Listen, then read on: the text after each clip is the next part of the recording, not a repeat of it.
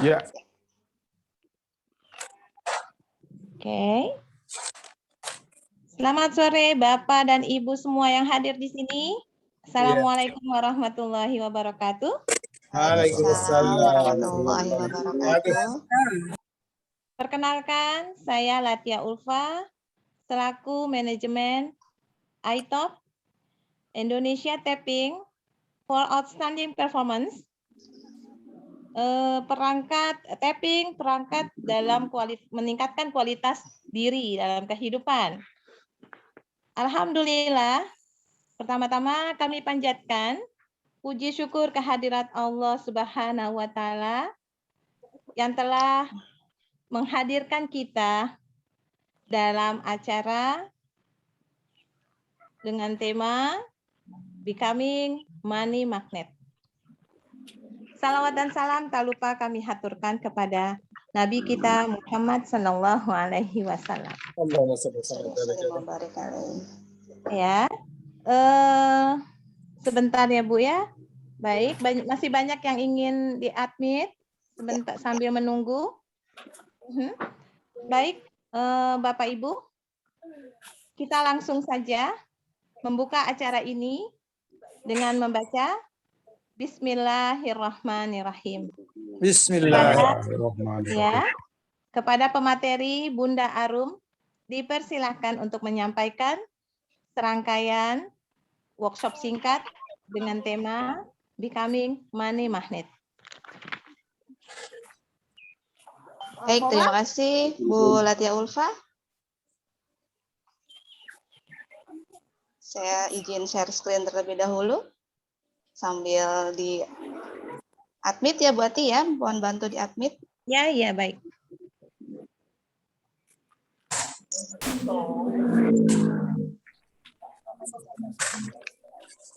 Oke.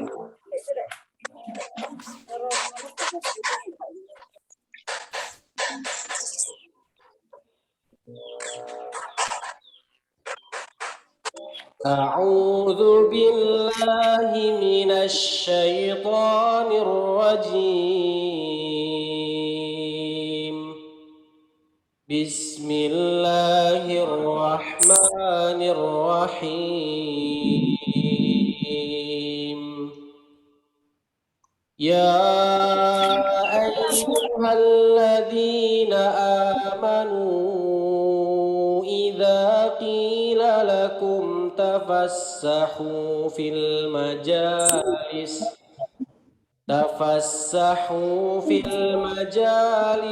فافسحوا يفسح الله لكم وإذا قيل انشزوا يرفع الله الذين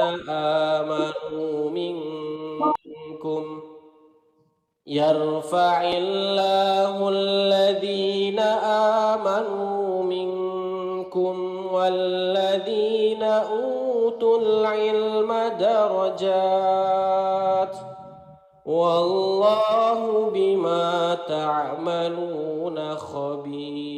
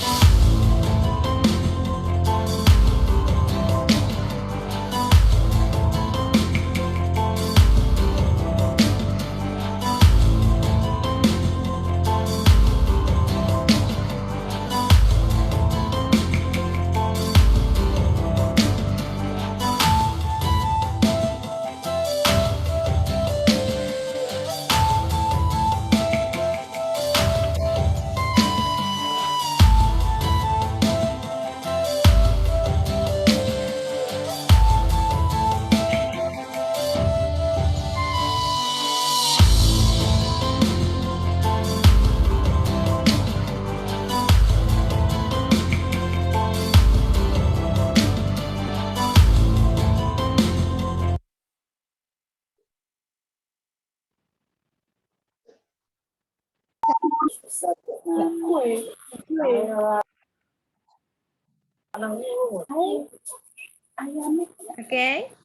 baik Bapak Ibu semua. Alhamdulillah kita sudah sama-sama mendengarkan dan menyimak Quran Surah Al-Mujadalah ayat 11. Izinkanlah saya untuk menyampaikan beberapa tafsiran tentang Surah Al-Mujadalah ayat 11. Bismillahirrahmanirrahim. Quran Surah Mujadalah ayat 11 menerangkan satu, bahwasanya meluaskan dan memudahkan orang-orang yang menuntut ilmu. Poin yang kedua, bahwasanya orang yang berilmu pasti akan Allah tinggikan derajatnya. Poin yang ketiga, orang berilmu akan mudah mendapatkan kekayaan.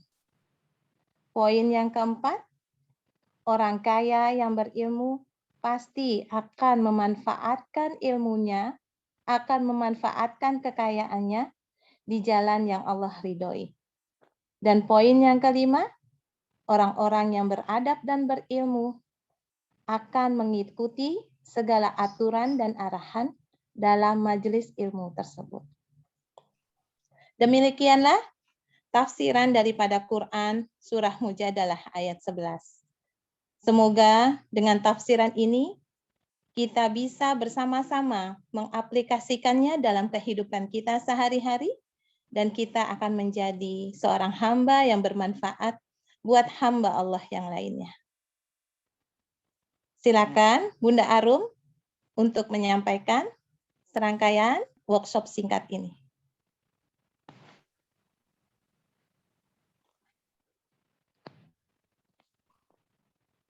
Ya, terima kasih. Alhamdulillah, saya senang sekali bisa bertemu dengan Bapak Ibu semua di sini. Walaupun mungkin ada beberapa dari teman-teman kita yang di grup WA berhalangan hadir. Dan semoga apapun aktivitas yang sedang dilakukan oleh rekan-rekan kita yang lain, sama Allah ridhoi juga, Allah berkahi juga. Dan semoga juga keberadaan kita hari ini, sore hari ini di Zoom Room ini juga mendapatkan keberkahan dari Allah Subhanahu wa Ta'ala. Amin, insya Allah. Ya, sebentar saya mau share screen lagi. Oh ya, sebelum saya share screen, Bapak Ibu, di sini siapa yang tanggal lahirnya bulan ini nih, bulan Agustus? Boleh raise hand? Ada? Oh, Bu Artuti, Masya Allah. Ada lagi? Ini yang namanya Agus itu bulan Agustus nggak ya? Oh, Pak Wenar, luar biasa Pak Wenar. Ada lagi kah? Wah. Ya, mudah-mudahan nanti Bu Hartuti karena lahirnya bulan Agustus dapat spesial ini nih dari Bu Latia Ulfah ya, dapat hal spesial dari Bu Ati ya. Ya, saya akan share screen lagi.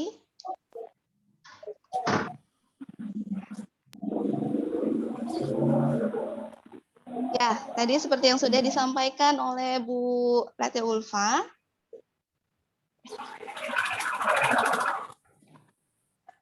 Ya, iTop. Ini adalah sebuah lembaga sertifikasi Indonesian Tapping for Outstanding Performance. Jadi memang di sini ilmunya adalah ilmu tapping. Tapping itu ketukan. Nanti seperti apa pengaplikasiannya. Itu banyak sekali sebetulnya. Bisa banyak diaplikasikan di banyak aspek kehidupan. Salah satunya untuk menarik rezeki ya, dan bagaimana sih tapping ini bisa membantu kita menarik rezeki, dan rezeki itu luas sekali, bisa uang, bisa kesehatan, kebahagiaan, keluarga, dan lain sebagainya. Ya, dan tema hari ini adalah Becoming Money Magnet with MTP. Oke. Ya, Bapak Ibu, di sini siapa yang kenal dengan Abdurrahman bin Auf? Ada yang kenal? Belum. Belum. Tahu. Kalau ada yang kenal, saya mau tanya ketemu di mana, gitu. Iya. Pak Husen, coba nih saya mau dengar suaranya Pak Husen. Bisa buka audionya Pak Husen? Iya. Yang Pak Husen tahu Abdurrahman bin Auf itu seperti apa sih Pak? Ya, pedagang, orang berhasil. Ya, dia dari hijrah Mekah, dari waktu hijrah di Mekah ke Madinah itu dia hanya minta minta ditunjukkan pasar apa dulu tuh. Dia nggak mau dibantu dengan uang gitu, nggak dikasih dengan fasilitas. Jadi dia pedagang yang berhasil dan sangat kalau bahasa sekarang, kalau bahasa orang sekarang ya sangat saleh gitu lah. Masya Gitu. Allah. Ya begitulah kira-kira singkatnya, Bu. Yes. Ya, betul. Boleh satu lagi dari ibu-ibunya kali Bu Latia, boleh pilihkan? Ya, Terima kasih boleh. Pak Husen.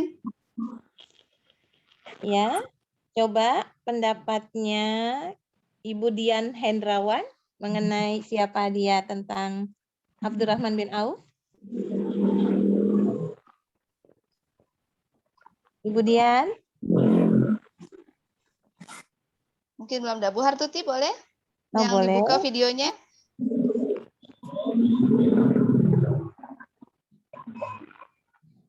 Belum banyak kenalan juga nih dengan Abdurrahman bin Auf. Yang setahu Bu Tuti gimana? Yang kisahnya yang terkenal memang itu ya, waktu Abdurrahman bin Auf itu hijrah dari Mekah ke Madinah kan, diberi tahinya itu memberikan istrinya bahkan kekayaannya, tapi Abdurrahman bin Auf hanya dan tidak lama dari itu Abdurrahman bin Auf sudah berhasil gitu untuk bangkit dan mulai lagi punya gitu. Yes. Iya, terima kasih Bu Tuti. Ya, Abdurrahman bin Auf itu terkenal dengan manusia bertangan emas ya. Bertangan emas. Nah, kalau di gambar ini ada emasnya, ada duitnya juga gitu kan. Jadi memang tidak bisa dipungkiri bahwa uang, emas ataupun alat-alat tukar lainnya itu jadi patokan kekayaan seseorang. Dan tadi seperti yang Bu Ati sudah sampaikan, ilmu itu orang yang kaya yang banyak hartanya ketika dia mempunyai ilmu itu akan memanfaatkan kekayaannya untuk di jalan Allah gitu. Dan orang yang punya ilmu pastinya dia akan jadi kaya. Dan kaya dalam artian luas juga ya gitu, bukan hanya sekedar memiliki harta-harta tertentu gitu. Tapi tidak bisa dipungkiri bahwa dakwahnya Rasulullah pun juga butuh materi gitu ya, dan saya yakin betul kalau kekayaan berupa harta dan nominal tertentu, materi itu dimiliki oleh orang-orang soleh, oleh orang-orang yang berilmu, itu pastinya insya Allah akan membantu agamanya Allah, insya Allah. Ya, dan Abdurrahman bin Auf ini adalah sosok manusia yang memiliki keyakinan. Saya yakin betul Bapak Ibu ini sudah paham betul gimana keimanannya, kesolehannya Abdurrahman bin Auf. Bahkan beliau juga merasa khawatir jika kekayaannya ini akan menghambat beliau untuk masuk ke surga, sehingga apa yang dia miliki, harta yang dimiliki itu semua disedekahkan. Tidak mau, dan Allah tidak membuat Abdurrahman bin Auf ini jatuh miskin, malahan karena Allah juga tahu karakter si Abdurrahman bin Auf ini. Dan kenapa Abdurrahman bin Auf ini punya keyakinan yang sangat besar bahwa Allah itu akan membantunya? Tentunya itu tindakan itu kan hasil dari pikiran ya, hasil dari pikirannya, hasil dari proses berpikir, terus juga emosi yang dirasakan juga gitu.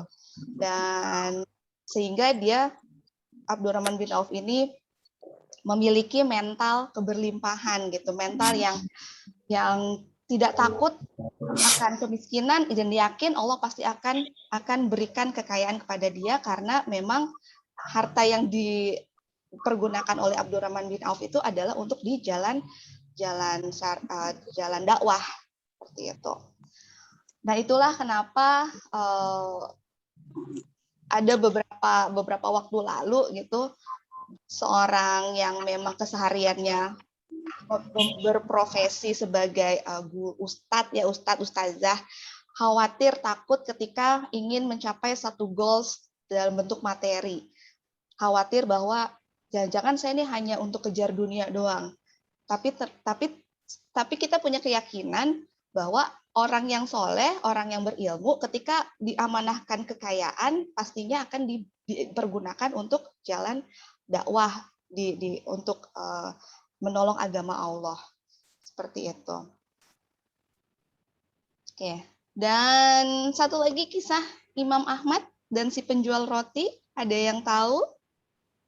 Boleh buka mic-nya? Sini ada Ibu Neni, Jakarta. Assalamualaikum Bu Neni. Waalaikumsalam. Ya. Bu Neni kenal dengan Imam Ahmad? Imam Ahmad bin Hambal?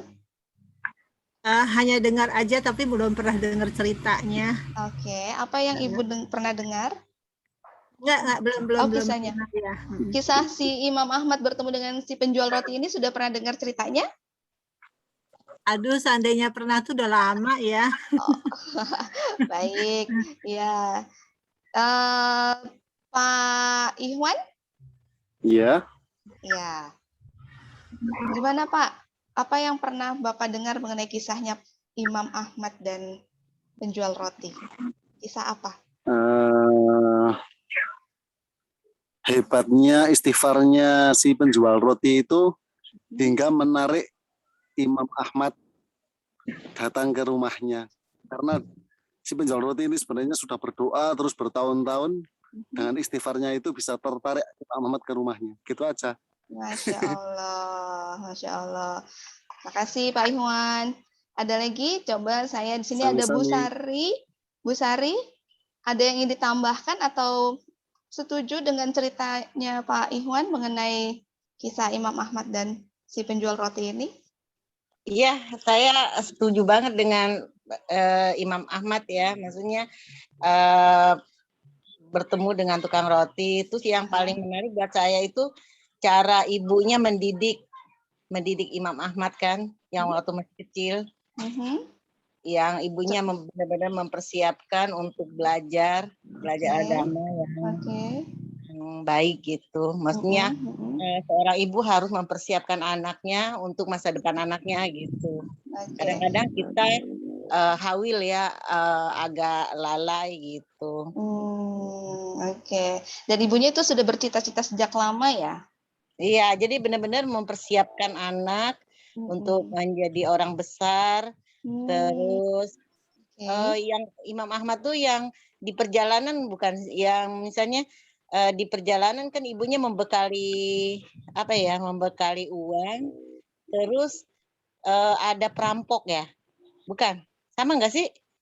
Yang Imam Ahmad ditanya bawa uang berapa gitu, terus perampok itu kan nggak percaya, terus dikeluarin, terus dikasih ke perampok, akhirnya pada tobat gitu. Itu bukan sih? Iya, nanti kita cek lagi kisahnya ya Ibu ya. Masya Allah. Mungkin itu adalah bagian dari kisahnya Imam Ahmad yang lain, tapi memang yang akan saya angkat di sini adalah kisah Imam Ahmad dengan si penjual roti. Ya betul tadi yang dikatakan oleh Pak Ihwan ya tadi ya, ceritanya memang yang masyhur tuh yang seperti itu.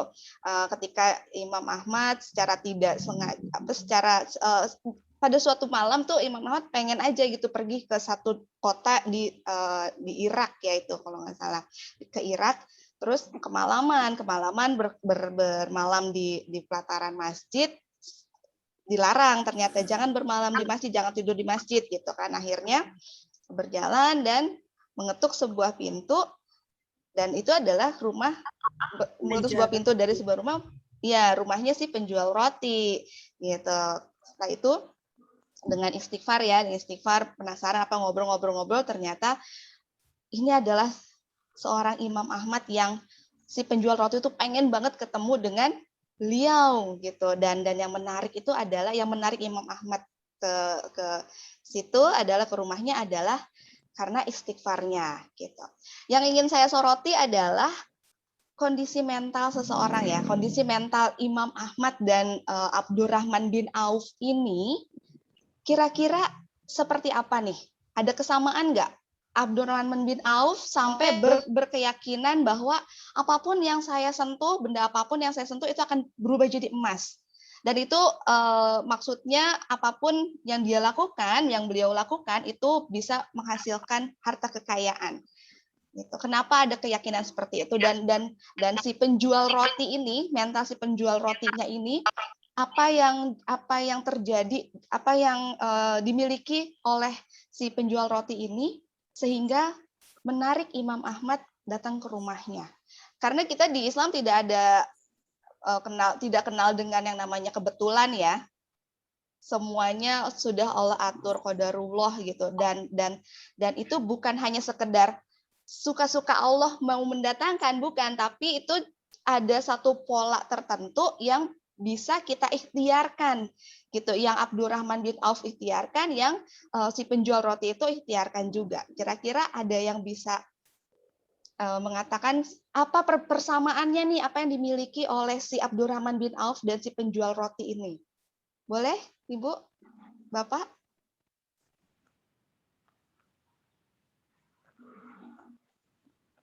Pak Mei, mungkin? Persilahkan. Assalamualaikum warahmatullahi wabarakatuh. Waalaikumsalam warahmatullahi wabarakatuh. Agak kuat sedikit suaranya, Pak Mei? Iya, agak sedikit batuk ini. Oh, Masya Allah, ya. Semoga lekas sembuh. Insya Allah. Jadi persamaannya bahwasanya mereka berdua itu sama-sama meyakini bahwa apa yang dia inginkan Allah akan ijabah, Allah akan kabulkan. Jadi semisal Abdurrahman bin Auf, memang beliau berkeinginan, ada keinginan untuk membangun sebuah sebuah lingkungan yang dimana bahwasanya umat Muslim yang saat itu ada di Madinah itu bisa makmur dengan cara beliau, sehingga beliau berkeinginan memohon kepada Allah, dia menuju ke pasar tanpa sepeser pun uang yang dia bawa. Sama seperti penjual roti tadi, bahwasanya saya ingin bertemu dengan Ahmad bin Hanbal. Bahwasanya Imam Ahmad ini dengan doa dan istighfar saya meyakini bahwasanya Imam Ahmad bin Hanbal akan datang ke rumah saya dan mengetuk. Iya, hilang suaranya, Pak Mei. Oh iya, hilang kan? Iya. Ya Allah. Iya, nggak apa-apa. Alhamdulillah, insya Allah sudah bisa menangkap. Kita sudah bisa menangkap ya, Bapak Ibu ya. Inti dari jawabannya Pak Mei, Abdurrahman bin Auf maupun dan penjual roti ini mempunyai satu keyakinan yang utuh, ya, karena memang kita bisa bayangkan Abdurrahman bin Auf yang nggak punya apa-apa, yang ditawarin harta tapi nggak mau, karena itu kan pastinya butuh mental yang lebih dari orang biasa ya, abnormal malah kalau menurut saya, karena normalnya orang tuh ketika mau hijrah pastinya perbekalan tuh banyak banget ya. Kita kalau mau pergi ke piknik aja gitu ya, kita mau tamasya kemana, kita tuh udah repot gitu, apalagi ibu-ibu tuh segala macam inilah itulah persiapan. Tapi yang dilakukan oleh Abdurrahman bin Auf itu hanya satu yang dipegang, keyakinannya. Itu berarti mental keyakinannya. Pun sama dengan penjual roti. Penjual roti berdoa untuk bisa bertemu dengan Imam Ahmad ini juga nggak sehari dua hari ya.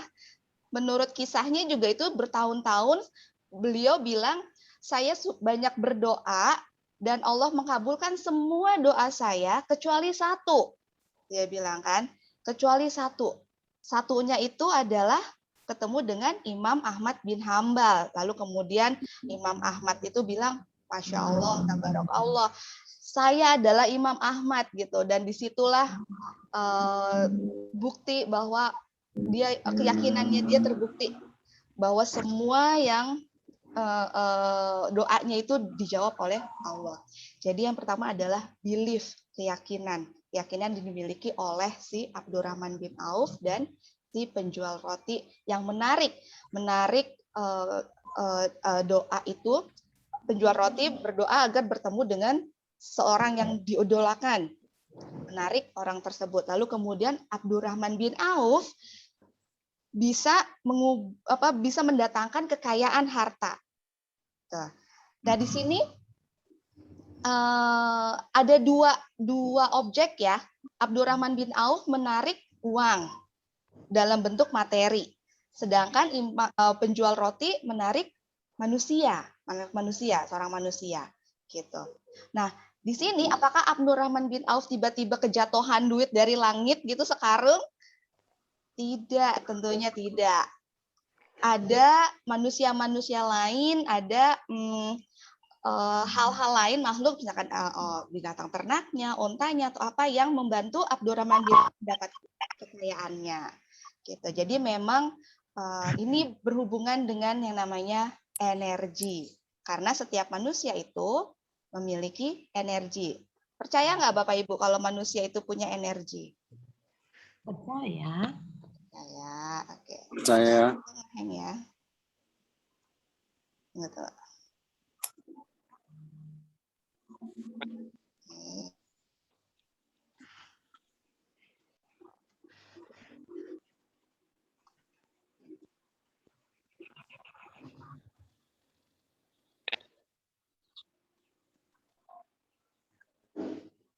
Ya, ini. Oke. Ya, oh ya. Kita juga perlu pahami bersama-sama bahwa apapun yang terjadi pada saat ini itu adalah hasil pemikiran kita, perilaku kita, sikap kita di masa lalu. Tapi karena ada ilmu tentang energi ini bisa berubah. Karena energi itu kan enggak dinamis ya, energi itu sifatnya dinamis, tidak statis gitu, bukan satu hal yang permanen gitu. Dia berubah terus. Nah, ini penjelasannya mengenai ya kita sama-sama setuju bahwa manusia itu memiliki energi Nah, ini siklusnya adalah pikiran dan emosi. Manusia itu berpikir dan menghasilkan emosi, dari pikiran itu menghasilkan emosi. Oke, nah dari emosi ini, pikiran dan emosi, lalu kemudian menghasilkan suatu vibrasi. Nah ini energinya ini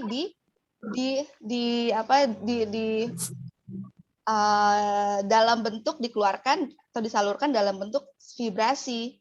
Nah itu bisa menghasilkan suatu perilaku kuantum. Perilaku kuantum itu seperti contohnya kayak telepati gitu. Jadi menarik energi bisa menarik energi lainnya. Ketika penjual roti itu menarik Imam Ahmad, itu bisa jadi energi yang dimiliki oleh si penjual rotinya itu menarik kedatangan si Imam Ahmad.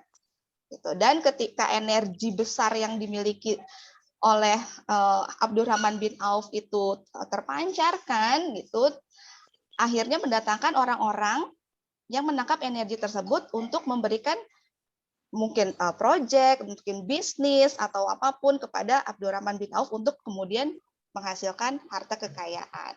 Gitu. Lalu kemudian terjadilah di realita. Gitu. Itu yang terjadi oleh Imam Ahmad dan penjual roti dan Abdurrahman bin Auf itu hal yang positif ya, energi positif menghasilkan energi positif. Berlaku juga untuk kebalikannya. Kalau pikiran emosinya itu negatif, vibrasinya juga atau vibrasi energinya juga akan negatif. Perilaku kuantumnya pun akan negatif juga.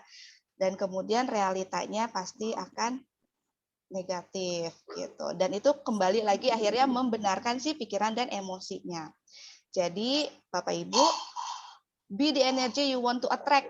Jadilah energi yang ingin Bapak dan Ibu gitu. Kalau Bapak Ibu ingin menarik kebaikan, jadi pancarkan energi kebaikan juga. Tuh. Nah, di sini di sampingnya, di sini nih di gambar samping itu meridians dan acupoints. Di teknik pengobatan Cina ya, itu Cina kuno itu ada yang namanya pengobatan yang memakai acupoints atau titik meridian, titik acupressure gitu. Dan disinilah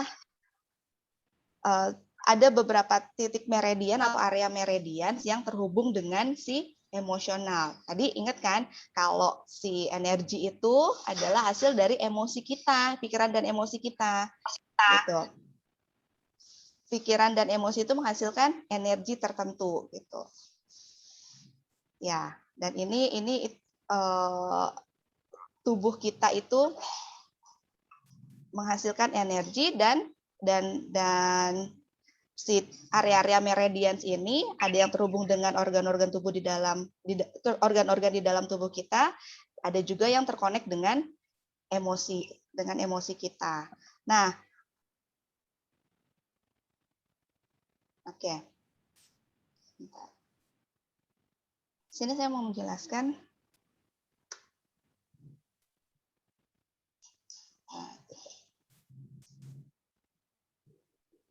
Ya.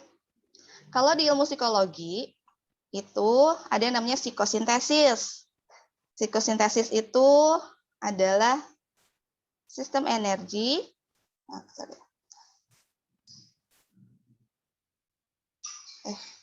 Maaf.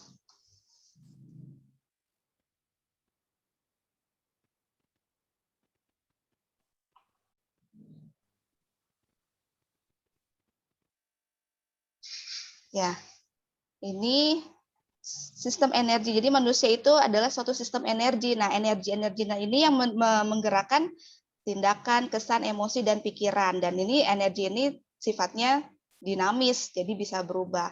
Jadi kalau masa lalu seseorang itu kurang baik, bukan berarti nanti masa depannya tidak baik juga. Jika tidak ada proses yang diperbaiki di pertengahannya. Itu namanya sistem psikosintesis ini. Oke. Dan tadi terkait dengan kondisi mental Imam Ahmad dan Abdurrahman bin Auf atau seseorang yang bisa menarik energi baik untuk dirinya, itu berhubungan dengan ini juga nih, penelitian dari David Hawkins, Map of Consciousness, jadi level kesadaran seseorang. Orang dalam kondisi level enlightenment ini itu adalah yang paling tinggi level energinya. Level energinya itu artinya dia benar-benar, ini namanya enlightenment itu tercerahkan ya, kondisi tercerahkan. Nah, di kondisi tercerahkan inilah emosi negatif, prasangka, terus juga self talk yang negatif apapun itu tidak ada gitu. Tapi apakah keseharian kita bisa selalu berada dalam kondisi yang seperti itu, Bu Ati?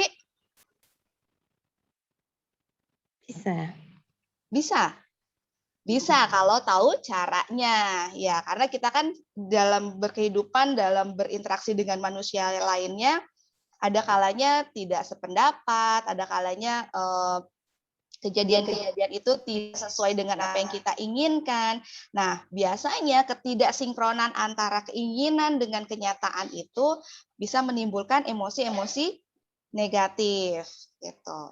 Seperti ini, jadi kenapa ada orang-orang yang ada di atas garis normal maupun di bawah garis normal. Garis normal itu maksudnya kalau lihat dari si map of consciousness-nya Hawkins ini, di sini nih, di level sini, nih, bahkan di level 200 pun courage, keberanian, courage itu masih di bawah ya, masih di bawah.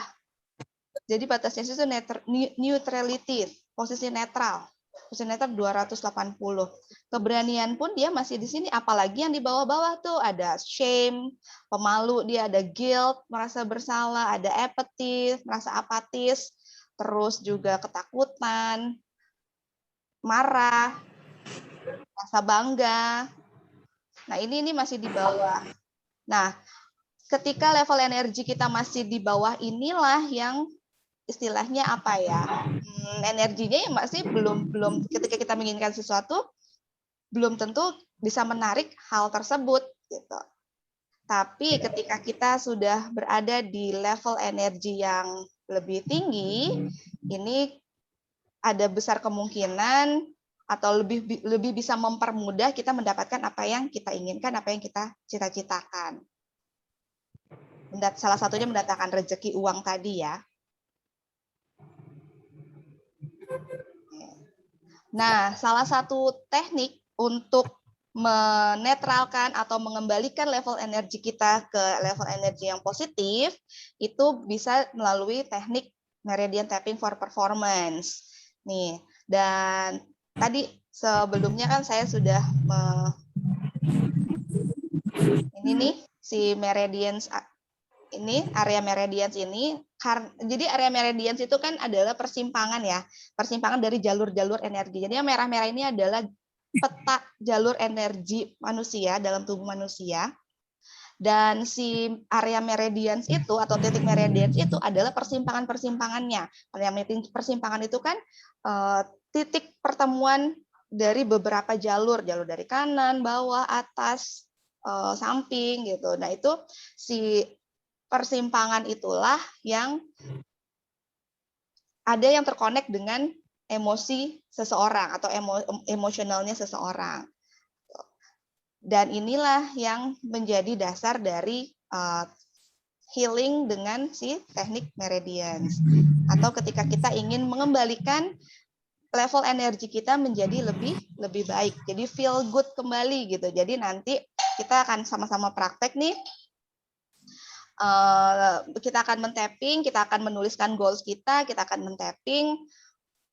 Kita akan men-tapping area-area meridians tertentu yang terhubung dengan emosi yang bisa mengembalikan emosi kita menjadi feel good lagi. Jadi tujuannya adalah merasa feel good. Begitu Bu Ati ya? Ya. Oke. Sebentar Bu Arum. Ya. Sebelum melanjutkan rangkaiannya, ada sedikit pengumuman untuk Bapak Ibu yang hadir di sini. Bahwasanya pelatihan untuk Meridian Tapping Performance akan diadakan batch 7, yaitu pada tanggal 7 dan 8 Agustus. Nah, di sini saya akan menyampaikan beberapa harga spesial.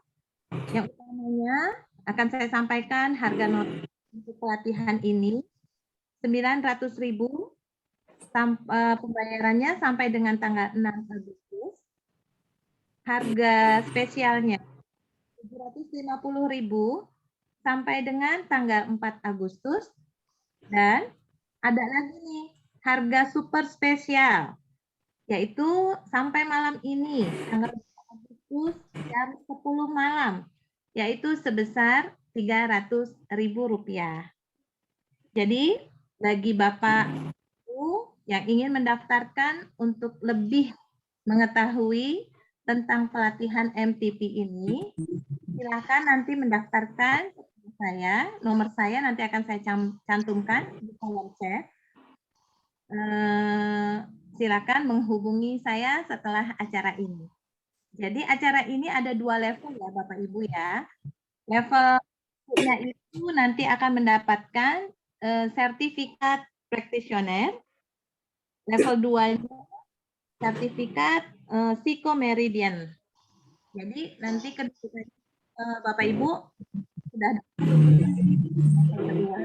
kedua itu sudah menjadi tapping konsultan. Artinya bisa membuka layanan Meridian Performance ini.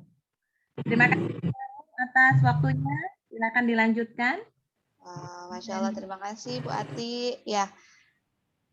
Jadi memang untuk practitioner-nya nanti Bapak Ibu bisa lebih detail lagi ketika mengikuti kelas practitioner, dan Bapak Ibu bisa membuka layanan secara komersil maupun sosial dan itu lebih profesional ketika mengikuti kelas konsultan. Ya, lanjut lagi ke sini. Sebelum lanjut saya bacakan kolom chat dulu ya. Nih ada dari Bu Dian Hendrawan. Ini Ibu atau Papa ya? Dian Hendrawan. Imam Ahmad bertemu dengan penjual roti karena penjual roti banyak beristighfar di sela-sela kegiatannya. Betul, dia bercita-cita untuk bertemu dengan Imam Hambal. Ya.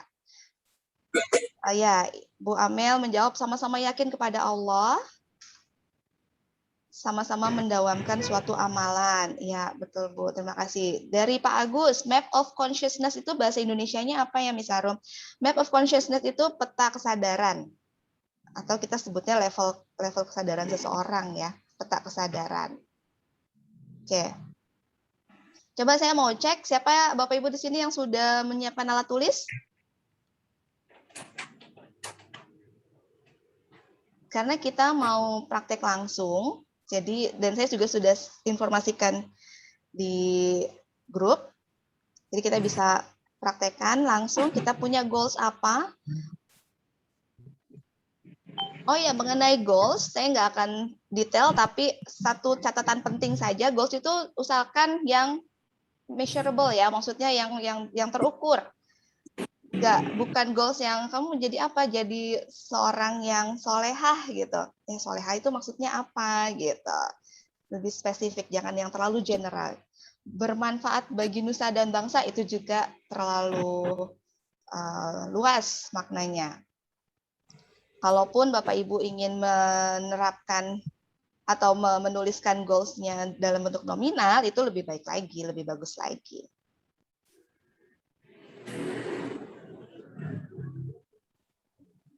Oke, mungkin sebelum ke sini ada yang ingin bertanya ya, secara langsung kali Bu Ati ya? Iya. Bapak Ibu ada yang ingin bertanya? Dipersilahkan.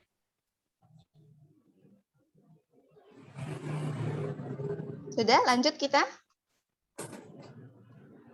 Lanjut, Bu. Lanjut ya.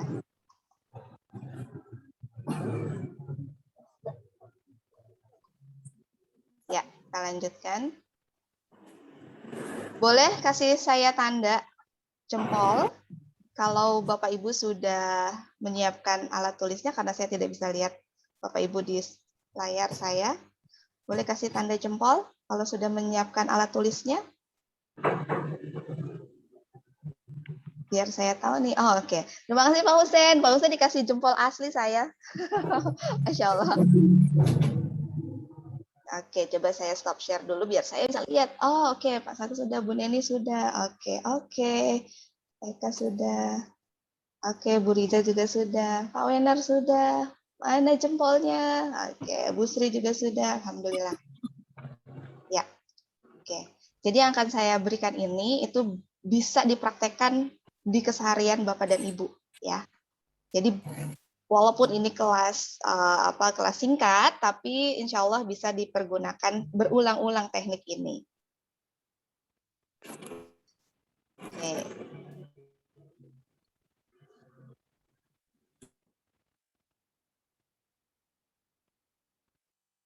Ya, yang pertama Bapak Ibu, sesi pertama dulu, kita nanti ada 3 sesi ya. Sesi yang pertama, tuliskan goals Bapak Ibu. Boleh satu goal paling utamanya ya, paling intinya juga boleh. Misalkan dari goals-nya ada 10 gitu. Nah, dari 10 itu mana yang paling ingin dicapai dalam waktu dekat ini?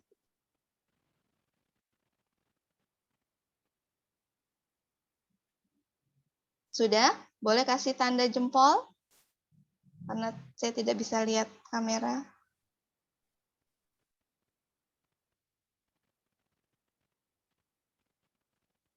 Oke, ya, sudah. Oke, saya stop share aja dulu ya.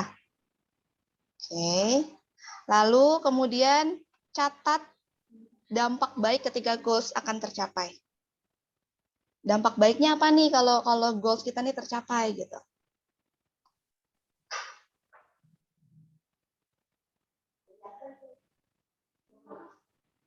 Boleh kasih saya tanda ya kalau sudah selesai.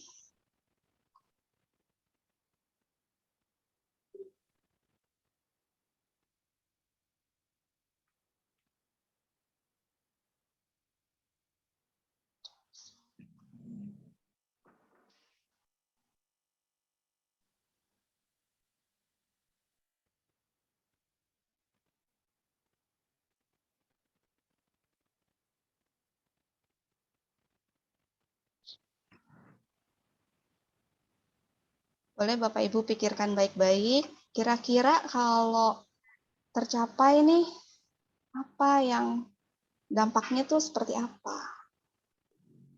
Sudah ya tadi ya? Berarti sudah terlihat? Sudah?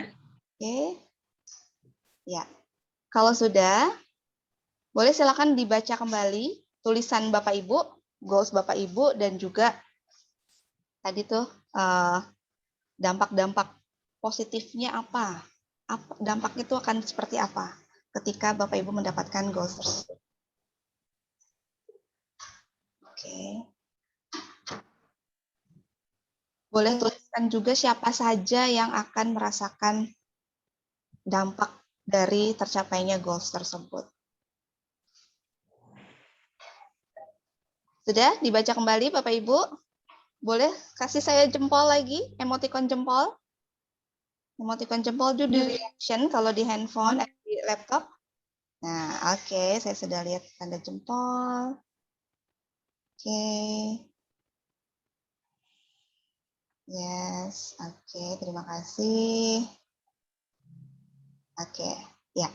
Sekarang kita akan install ke pikiran bawah sadar Bapak Ibu mengenai si goals yang ingin dicapai ini ya.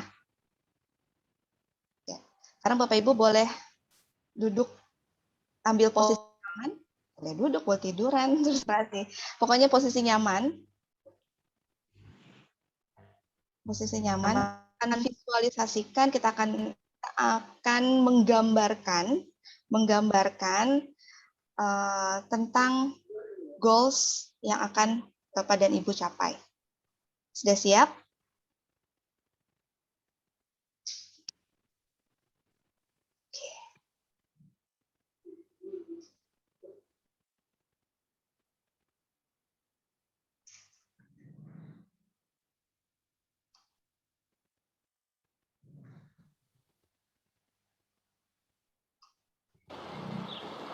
Sudah terdengar suara ya. Sekarang Bapak Ibu akan tarik nafas dalam. Hembuskan perlahan dari mulut. Bagus sekali. Tarik nafas dalam. Hembuskan perlahan dari mulut. Bagus sekali. Sekali lagi, tarik nafas dalam. Hembuskan perlahan dari mulut. Bagus sekali. Sekarang, silahkan bernafas dengan teratur, perlahan, rileks, santai.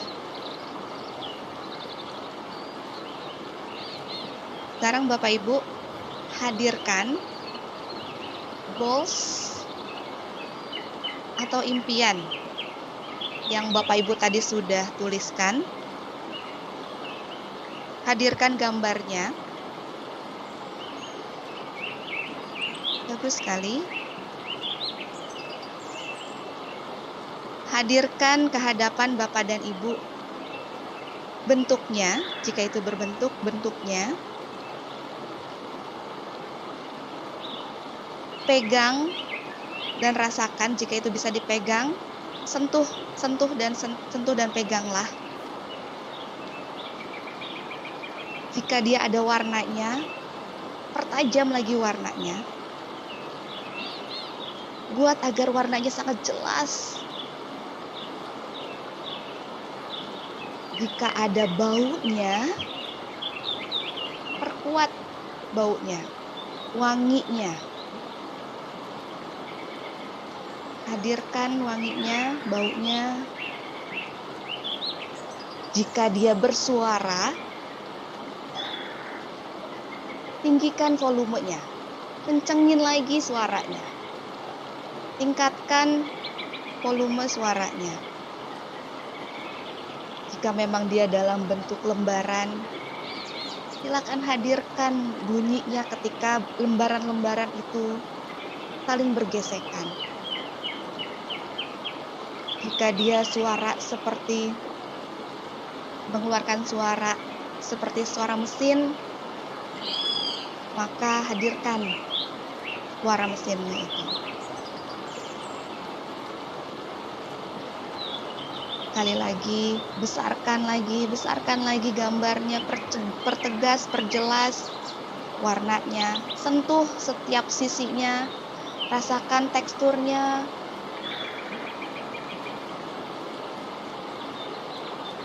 Rasakan teksturnya, baunya, wanginya, hadirkan suaranya, dan sensasi ketika Bapak Ibu menyentuh, membaui, dan mendengarkan goals yang Bapak Ibu dapatkan. Bagus sekali. Sekarang hadirkan ketika goals itu sudah Bapak Ibu dapatkan, pastinya lingkungan Bapak Ibu juga akan berdampak. Hadirkan ketika memang itu ada orang-orang yang hadir di sekeliling Bapak Ibu, hadirkan dampak baik ketika goals itu sudah Ibu dapatkan, Bapak Ibu dapatkan. Apa ekspresi mereka? Apa ekspresi mereka ketika melihat goals itu sudah Ibu dapatkan, sudah Bapak dan Ibu dapatkan? Hadirkan lingkungannya, suasananya.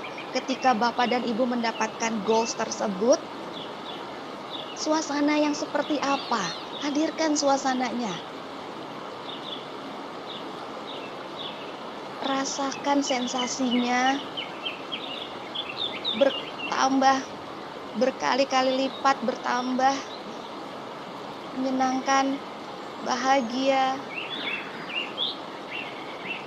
karena orang-orang di sekitar dan lingkungan di sekitar Bapak Ibu juga berdampak atas tercapainya goals yang ingin Bapak Ibu capai, yang sudah Bapak Ibu capai saat ini.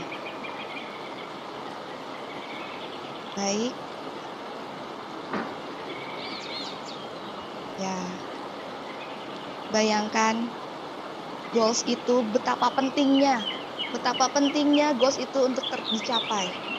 Karena dampaknya bukan hanya untuk diri Bapak Ibu, tapi juga untuk orang-orang di sekitar Bapak Ibu, juga lingkungan Bapak Ibu ikut terdampak.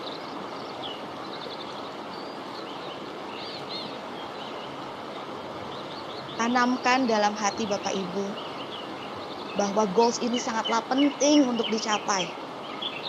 Tidak bisa tidak. Goals ini harus dicapai. Karena dampaknya akan sangat positif. Bukan hanya untuk diri, tapi juga untuk orang-orang di sekitar dan tentunya untuk dipakai di jalan agama Allah. Di hal-hal yang Allah ridhoi. Baik. Sambil Bapak Ibu merasakan kebahagiaan mendapatkan goals, Bapak Ibu silakan tarik nafas dalam. Hembuskan perlahan dari mulut. Bagus sekali, tarik nafas dalam dari hidung. Hembuskan perlahan dari mulut.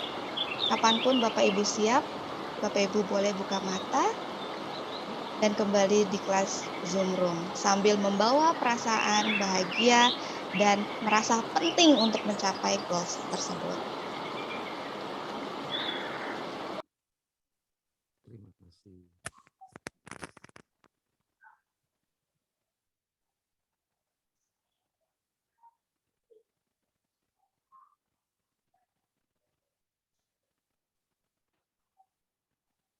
Jika sudah kembali, boleh kasih saya tanda jempol. Biar saya tahu Bapak Ibu sudah kembali. Oke, Pak Agus sudah. Bu Hati itu sudah. Baik, baik. Oke, baik. Ya, baik. Alhamdulillah. Ya. Semoga yang belum kasih tanda jempol itu memang sedang ada aktivitas lain ya, bukan karena belum tersadar. Oke, Pak Dian. Ya, baik Pak Aziz. Ya, Pak Munir. Alhamdulillah. Ya. Ada yang ingin bercerita tentang apa yang tadi terjadi? Saya Bunda ya. Boleh, silakan Pak Munir. Mohon maaf, agak dideketin kali ya Pak Munir ya, jika memang tidak Mei. Oh ya Pak Mei, ya mohon maaf. Ya, silakan Pak Ya. Mei. Jadi kalau saya sih memang sudah terbiasa dengan menggunakan ilmu itu, dan alhamdulillah kita setiap menggunakan setiap kita relaksasi selalu pasti tenggelam gitu. Dan alhamdulillah saya merasakan sekali bahwasanya kita seperti masuk ada di dalam sebuah rumah, dan rumah itu ada mobil, dan saya naiki mobil itu dengan sangat nyaman, dengan luar biasa. Dan saya merasakan semua yang digambarkan dalam gambaran saya bahwasanya ini adalah milik saya. Dan saya merasakan saya jalan-jalan bersama keluarga dan sangat merasakan bahagia. Saya bisa memberikan sumbangan atau menyumbang, bisa menyumbang panti asuhan, bisa menyumbang apapun sosial yang masyarakat butuhkan. Terima kasih, alhamdulillah, terima kasih. Itu yang saya rasakan Bunda. Terima kasih. Masya Allah. Iya, terima kasih Pak Mei atas sharingnya. Ya, jadi memperkuat keyakinan kita ya bahwa goals itu akan tercapai ya Pak Mei ya. Goals kita itu pasti akan tercapai insya Allah atas bantuan Allah. Betul, amin. Atas bantuan Allah. Amin. Ya. Baik. Insya Allah. Ya, satu lagi boleh nih Bu Ati? Siapa yang mau sharing? Silakan Bapak Ibu untuk sharing apa yang tadi sudah diarahkan oleh Pak. Apa yang dirasa atas tadi proses yang sesi 1 tadi? Boleh diketikkan di kolom chat juga nggak apa-apa. Nanti kita akan bacakan ya. Oke. Hanya untuk memastikan, saya mau minta feedbacknya karena ingin tahu apa yang Bapak Ibu rasakan setelah proses sesi tadi. Saya mau, oke Pak Aziz silahkan. Oh Pak Joko Utomo sudah. Oke. Pak Aziz, mana Pak Aziz? Halo, Assalamualaikum. Oh iya, Waalaikumsalam. Oh ini Ibu, mohon maaf Ibu. Iya. Oh iya, mohon maaf. Iya. Iya. Silakan Ibu. Iya, saya udah ini. Maaf ya, kameranya ditutup ya. Nggak apa-apa ya. Iya, nggak apa-apa. Saya udah ini ngebayangin dan serasa kebetulan saya itu kan pingin saya tuh punya udah cita-cita tuh pingin rumah tahfiz ya, untuk duafa sama yatim. Dan kebayang itu tanah tuh udah saya rencana mau beli sekian ribu meter, dan di situ dibikin rumah tahfiz. Rumah saya pribadi juga ada di situ. Terus ada peternakan kambing yang saat ini udah mulai dirintis. Cuma untuk pembelian tanahnya itu kami yang belum, karena merencanakan untuk menjual rumah yang sekarang saya tempati. Karena lumayan, jadi kami ingin menjual untuk mendirikan sebuah rumah tahfiz dan peternakan di situ. Itu udah kebayang banget. Itu sebenarnya kebayangnya udah lama ya. Kebayang seperti ini. Itu aja sih. Ya, alhamdulillah. Ada perubahan dari keyakinan Ibu? Insya Allah. Semakin yakin ya. Semakin yakin, iya. Iya. Alhamdulillah ya Bu ya. Atas izin Allah, atas bantuan Allah amin. Semua akan terjadi. Amin, amin. Salah satu ikhtiarnya dengan mengikuti kelas ini gitu. Insya Allah. Insya Allah. Ya, terima kasih Bu ya, Aziz sama-sama. dan Sofi. Ini Umi ya, ya, ini Umu Aziz dan Sofi nih sepertinya anaknya nih ya. Kebetulan suami namanya Aziz. Oh, Masya Allah, ya. Salah tebak lagi saya. Iya. Ya, makasih Terima kasih, Umi. Bu. Ya, Assalamualaikum. Waalaikumsalam. Masya Allah. Ya, sekarang kita lanjut ke sesi kedua ya, Bapak Ibu ya. Sesi kedua itu, Bapak Ibu kembali lihat lagi goals yang ingin dicapai. Lalu kemudian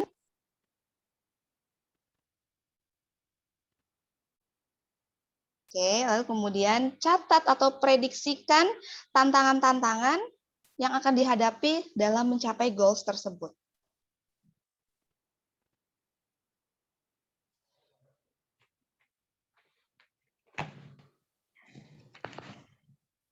Oke, tentunya ketika mencatatkan tantangan-tantangan ini, ada perasaan apa yang hadir kira-kira?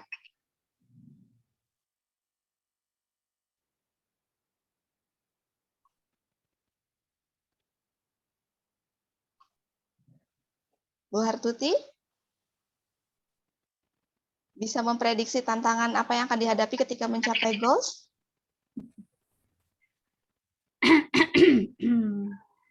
Tantangannya,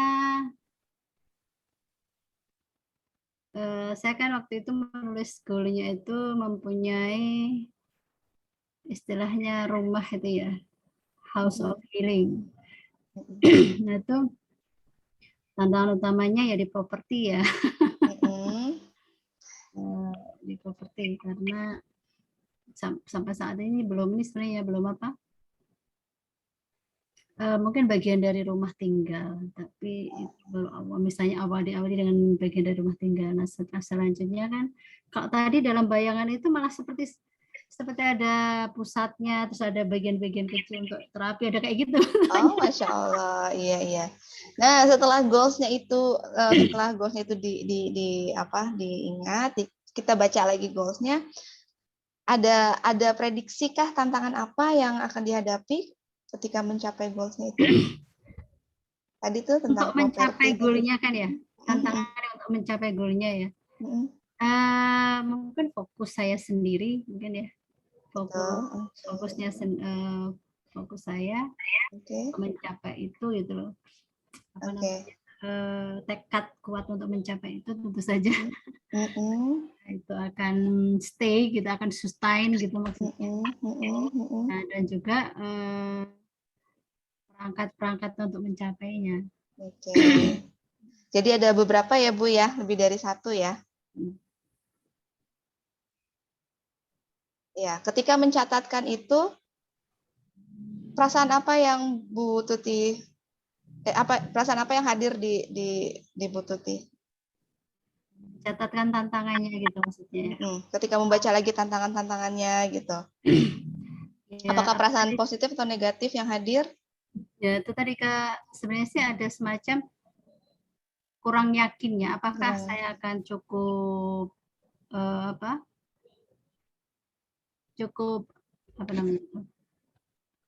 kuat gitu loh. Tekadnya itu cukup kuat.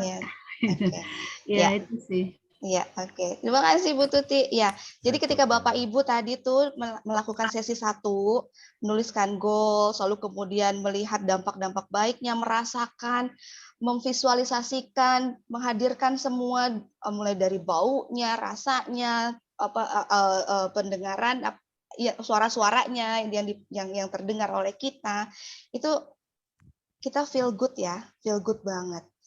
But when we get back to the reality, tapi pada saat kita kembali ke realita, kita di sini mencatat nih ada beberapa tantangan-tantangan yang pastinya yang mungkin saja kita prediksi akan kita hadapi. Gitu, kayak seperti misalkan tantangan goals-nya adalah mencapai omset 50 juta dalam 2 bulan ini misalkan. Udah tuh kan kita feel good, kita bisa membayangkan orang-orang yang akan bahagia ketika omset tercapai gitu. Tapi ketika kita kembali lagi ke realitanya saat ini, kita lihat masa pandemi, PPKM, terus juga susahnya cari tenaga kerja atau karyawan dan lain sebagainya, itu apakah yang kita rasakan feel good-nya itu berkurang atau tetap? Padahal untuk tadi itu teori yang sebelumnya, ketika kita ingin menarik energi baik, energi kita juga harus baik dulu gitu. Jadi good attracts good. Good energy will attract good energy gitu.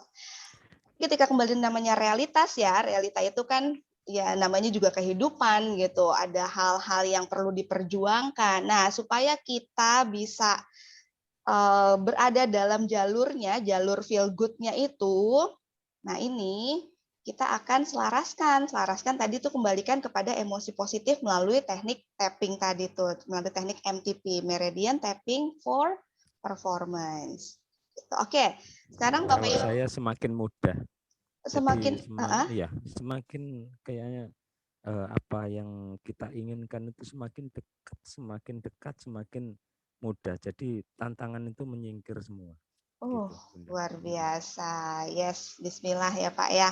Ya, kata Miss Amelia, tantangannya belum dapat dukungan, butuh kesabaran dalam mencapai cita-cita, endurance yang kuat. Perasaannya ada Allah yang maha hebat yang akan membantu. Baik. Ya, oke. Sekarang kita mau sesi kedua. Bapak Ibu sudah tuliskan tantangan-tantangannya ya? Oke, boleh tuliskan di kolom chat ada berapa tantangan? Saya 2, saya 3, saya 5. Tadi Miss Emel 1, 2, 3. Ada 3 ya, 3 tantangan. Yang lainnya ada berapa? Boleh? Cek. Boleh ketikkan di kolom chat 3 tantangan. Oke. 3, oke. Lanjut lagi terus. Kira-kira ada berapa tantangan yang diprediksi akan dihadapi nih? Kita akan ketemu tantangan ini nih nanti nih ketika ingin mencapai goals. Ada 3, Masya Allah, lancar. Insya Allah. Alhamdulillah, semuanya sangat lancar. Alhamdulillah. Lanjut lagi, ada berapa tantangan?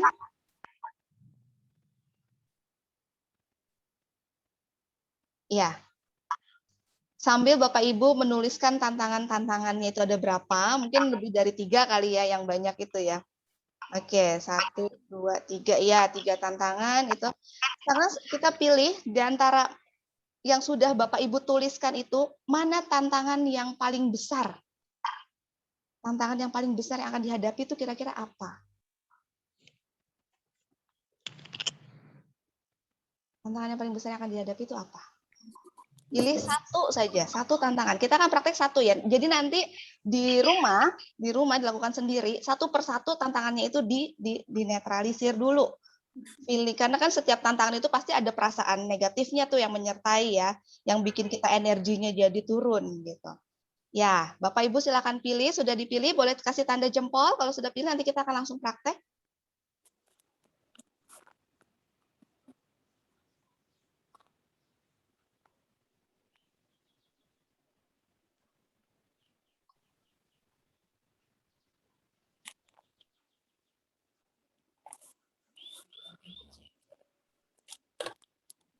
Sudah ya.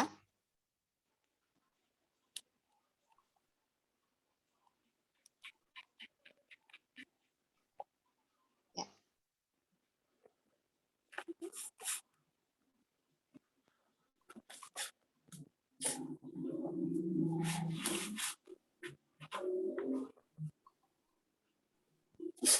Baik, sekarang Bapak Ibu sudah pilih salah satu saja perasaan negatifnya. Sekarang boleh saya akan spotlight dulu saya. Kelihatan semua ya saya ya. Jadi area meridian yang akan kita tapping adalah, yang akan kita ketuk adalah itunya suaranya. Iya. Yang pertama kita setup dulu. Iya. Feedback soalnya buat suaranya, mohon maaf. Ya, jadi nanti kita akan setup dulu, kita akan akui, kita akan terima, kita akan akui perasaan negatif ketika kita mengingat tantangan tersebut, lalu kita akan menerimanya, dan kita mohon pada Allah untuk lepaskan emosi negatifnya itu, dan kita berdoa apa yang kita harapkan dari tantangan yang kita hadapi ini. Oke, kita setup. Lalu area meridiannya adalah yang ini, Bapak Ibu boleh lihat saya di kamera ya, di layar. Ini alis bagian dalam kanan dan kiri, nanti di tapping. Lalu alis bagian luar di tapping kanan dan kiri, 2 jari. Oke, lalu bawah mata kanan dan kiri. Udah lihat ya? Oke, lalu di ujung tulang leher, boleh langsung 2 seperti ini, kan ada jendela nih, situ boleh. Lalu pergelangan tangan dalam kanan, pergelangan tangan kanan luar, pergelangan tangan dalam kiri, pergelangan tangan dalam luar. Ya. Oke. Sudah itu ya? Sudah dilihat ya? Apa perlu diulang? Sudah lanjut? Lanjut. Ya, oke, baik. Oke. Ya, Bapak Ibu, silahkan ambil posisi yang nyaman.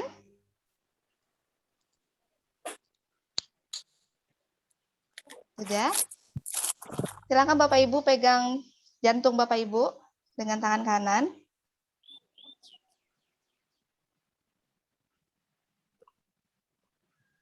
Oke. Saya akan kembalikan ke galeri view. Ya. Yuk. Nanti kita akan memfokuskan pada satu emosi negatif apa yang Bapak Ibu rasakan untuk satu tantangan tadi yang sudah dipilih oleh Bapak Ibu ya. Ya. Oke, baik. Yuk.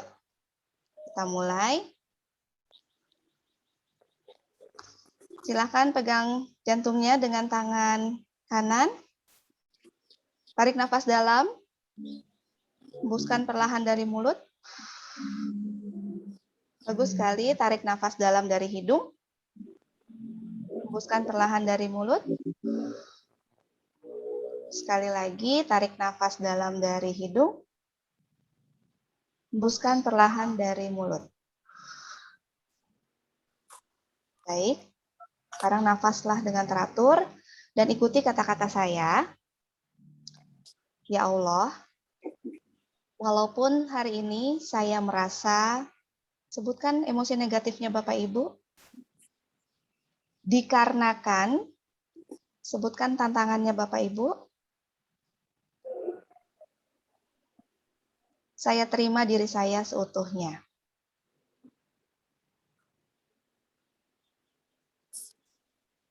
Saya mohon ridho serta kekuatan darimu untuk melepaskan dari perasaan negatif ini.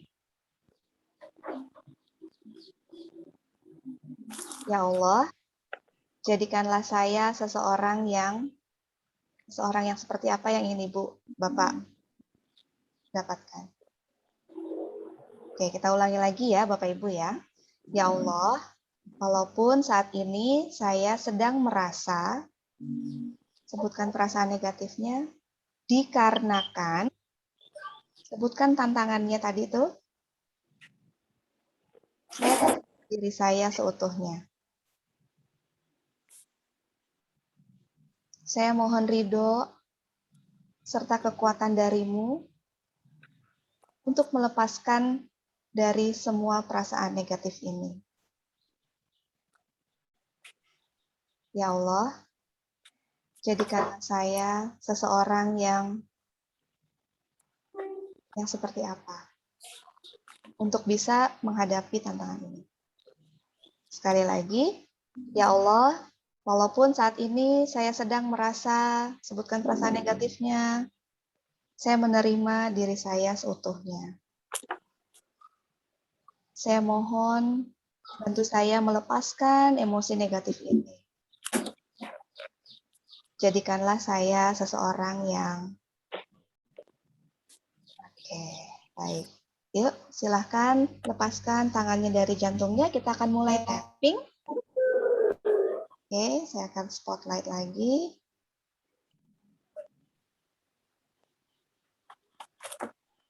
Ya, yuk kita mulai tapping ya. Putaran yang pertama kita akan istighfar, kita mengakui emosi negatif yang tadi sudah kita sebutkan ketika setup.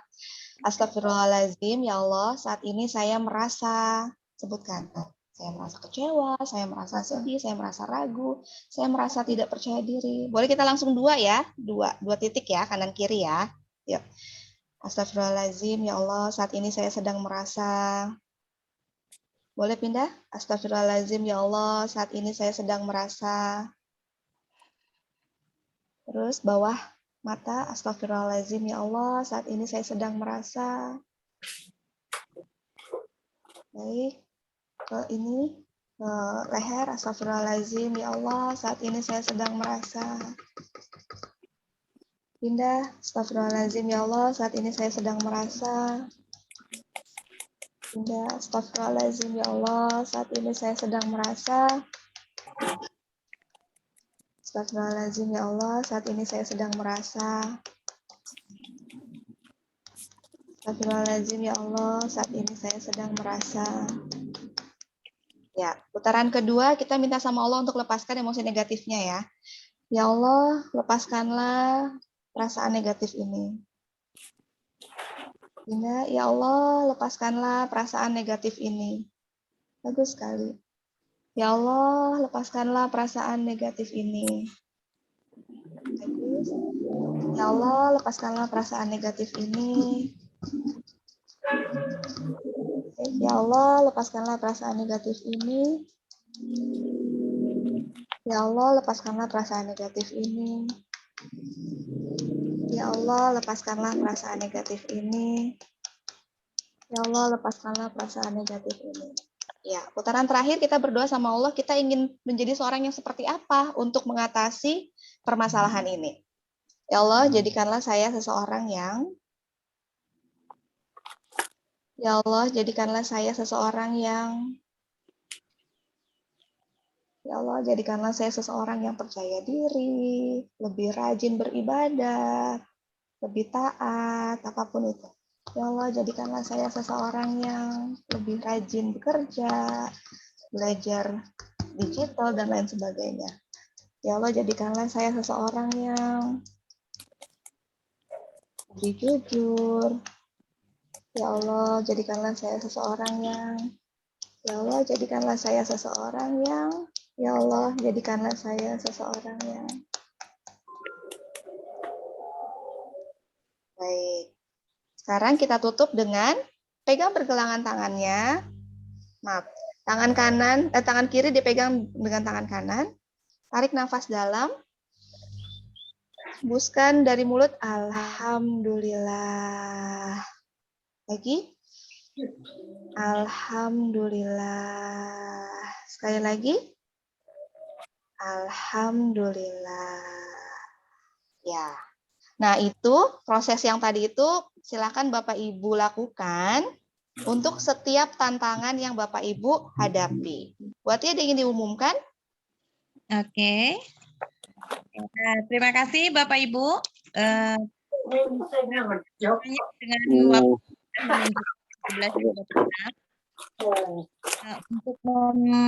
untuk mengetahui lebih detail lagi tentang MTP ini, silakan Bapak Ibu mendaftarkan kepada nomor yang sudah kami sediakan di kolom chat. Boleh di chat lagi, Ibu?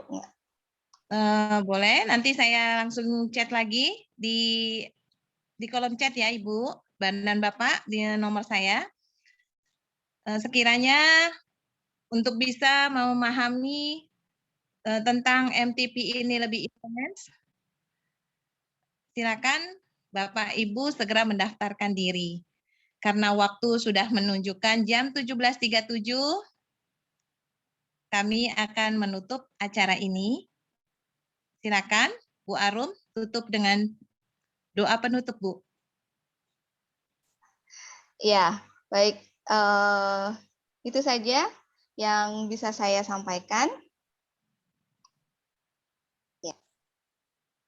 Nanti jika ada yang ingin didiskusikan, boleh di grup ya, di WA grup ya. Mari kita tutup dengan baca hamdalah dan kafaratul majlis.